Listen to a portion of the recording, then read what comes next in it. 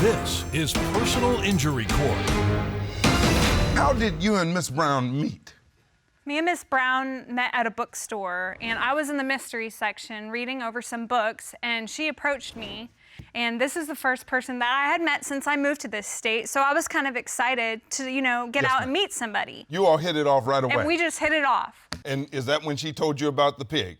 Correct, Your Honor. And did she tell you that the pig's name was Penelope? She did tell me that the pig's name was Penelope. She also told me that the pig was very sociable and it liked to be around people. Now, before this, other than a bacon and eggs breakfast, had you ever had any contact with pigs?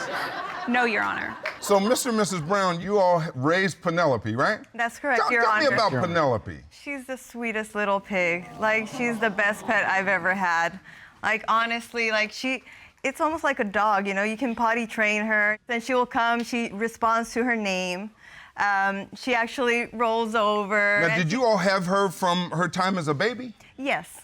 We got her when she was about 6 weeks old, and now she's a year already, right? Yeah, about a year old. She's a cuddler. So it sounds like a dog, right? She's super sweet. Now, is she well behaved? Oh yes, we actually have a trainer specifically for her. So, Miss Moore, they're describing a pig with wings. I mean, an angel pig. You tell me who you met, and how did this happen? Your Honor, I met a monster. That's what happened. She told me... That's ridiculous. She told me that the pig got along with strangers and that the pig loved to be fed by anybody who approached her. That's not true, Your Honor. So I took it upon myself. So you're going to the house, you're expecting to feed Penelope. What happens? We were gonna have a brunch, and I got there, she shows me pictures, professional pictures of her and her pig, so I'm like, that's really cute, it's like her kid, because I have a kid. So we bonded. Me too, I got 3 of them. Yeah. Not 3 pigs, I have 3 sons. So, we got there, everyone was, socializing and having a good time. And later on in the afternoon, I decided I wanted to go meet Penelope. Are you by yourself? Yes, Your Honor. And is Penelope in the house? Is she out on the front porch? Where is she? Penelope was in the backyard in her little barn area that she sits in. Then what happens? So I approached her. She seen me coming for her, so she kind of walked up to where the door was. And she's cute, right? Yes, she's cute. Cute as pigs can be. If she looked aggressive, obviously I wouldn't approach her. But you didn't think she was going to be aggressive. Exactly. So then what did you do? So when I approached her, I had food like celery, and I petted her with my left hand, and I looked away for 2 seconds because I thought I heard somebody come outside. And then I look back, and then all of a sudden there's just blood everywhere, and half of my finger's gone, and I couldn't even grasp what was going on. In this case, you have sued the Browns for $30,000 in past medical bills, $10,000 for future medical expenses, and you want this court to award you $10,000 for your pain and suffering, which has been demonstrated. A $50,000 award against the Browns is what you seek. Now you, Mr. and Mrs. Brown, you all feel terrible about her injury. This was the beginning of a good friendship. It should have been a day for a wonderful brunch and where your guests got to meet Penelope. You gave strict instructions that folks should go when you say they should go. Yes, Your Honor. Here, you all believe this is not your fault. If she had followed the directions, fed Penelope correctly, frankly, waited until it was time, then this never would have happened. Mrs. Moore, you've proven that there is a wrong. You've proven that the wrong caused your terrible injuries. However, here, the wrong was yours. You should not have gone out without the Browns. You should not have gone and fed Penelope in the way that you did. And unfortunately, the law holds you accountable for your injuries. So I must, as much as it pains me in light of this injury, I must find against you and in favor of the Browns, and that is my final verdict. This matter is adjourned. Thank you. How do you know Miss Rogers? We actually met in college we were in the same sorority. We pledged together, we instantly clicked. We even decided to move in together. We lived together for years. So attending this gender reveal party was a big deal for you, and a big deal for Miss Rogers. I've known her longer than her husband. I was actually the maid of honor when they got married, Your Honor. So you all have been pretty close. I tell you, when I first saw the materials in this, a gender reveal party, my parents would have had to have 11 of them. 9 boys and 2 girls. So I guess things are done different where you have a big celebration to figure out the sex of the baby. Absolutely, Your Honor, especially since this was my best friend's first child.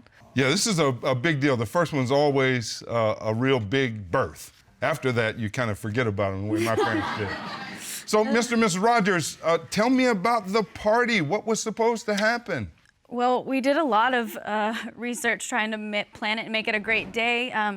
Like she said, she's been my best friend for like right under a decade. We've known each other, and she knew me when I met my husband. We've been married for 4 years now, and we got pregnant right away. And she, of course, was the very first person that I wanted to tell. But honestly, when I called her and I told her that I was pregnant, she said all of the right things, but I know her, and her tone was just flat, and she sounded disconnected, and it hurt me. I mean, she said she was excited and all of this, but things Well, have why been wouldn't your different. friend be happy for you?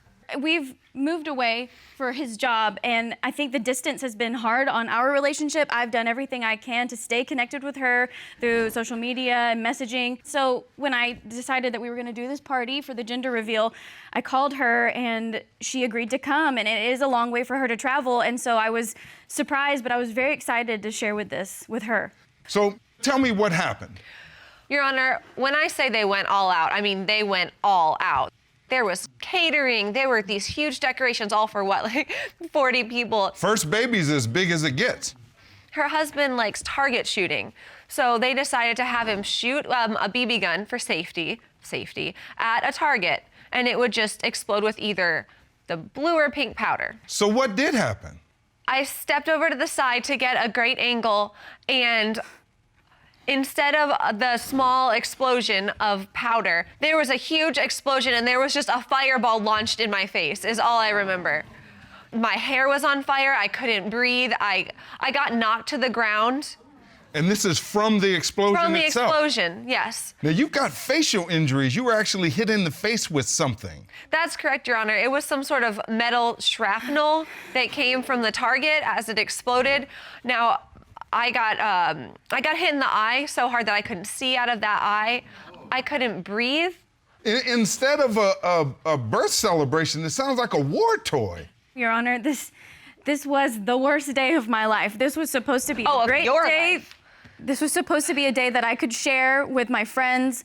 My friend that's supposed to be like a sister to me, but was brought me to court. And it did not go that way. I got a split second to enjoy finding out the gender of my baby, and then I see my best friend on the ground, and it was devastating. Mr. and Mrs. Rogers, you all believe that and put up evidence that if Miss Smith had followed your direction and stayed back 100 yards, she never would have been injured.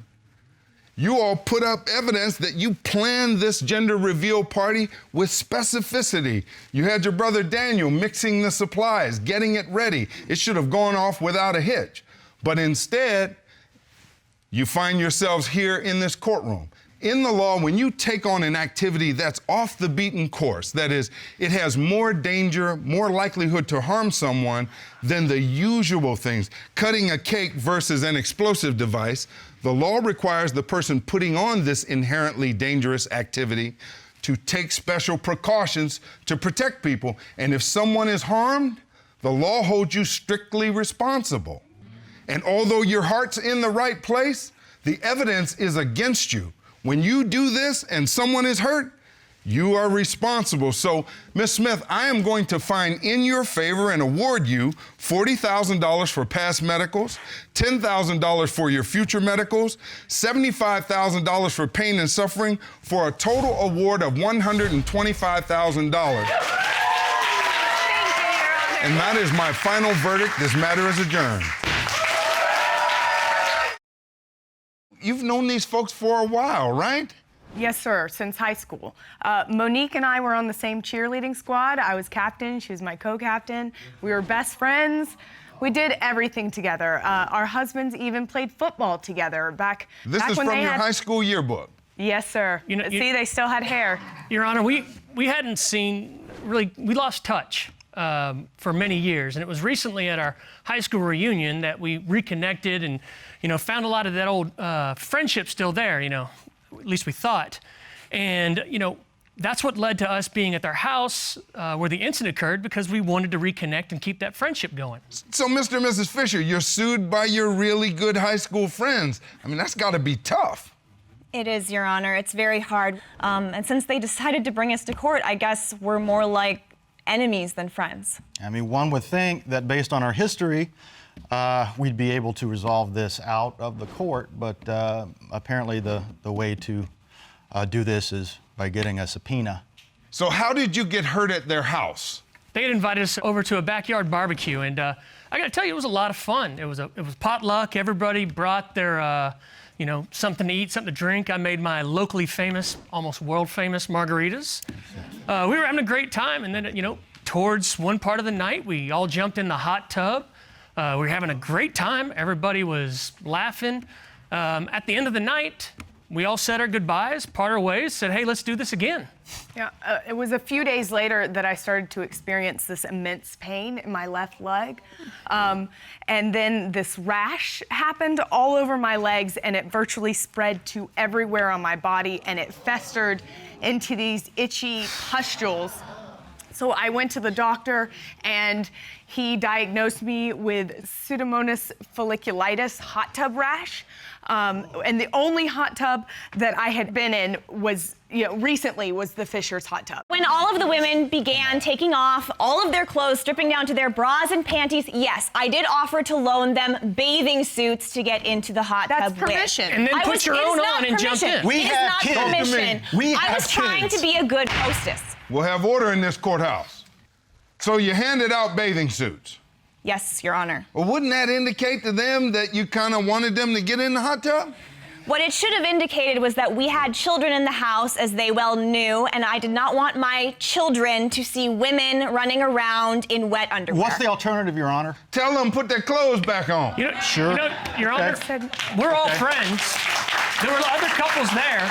Nothing prevented them from saying, hey, everybody, it's not a night for the hot tub. Please get out. Let's not do it. Nobody said no. People were already in the hot tub by the time we realized what was happening. So we would have had to drag people back out. We're trying to be good hosts. So you tried to kind of go with the flow and say, okay, Yes. they're in there. Let's roll with it. Yes, that's I right. didn't get in until I put on the bathing suit. So we went up to your room. There was plenty of time for you to say, For you, maybe, it's not yes. clean. The men Ms. were already Monroe. in the hot tub. You got your bathing suit and then you get in, right? Yes, sir. Well, you got to know that hot tubs are kind of like human milkshakes, right?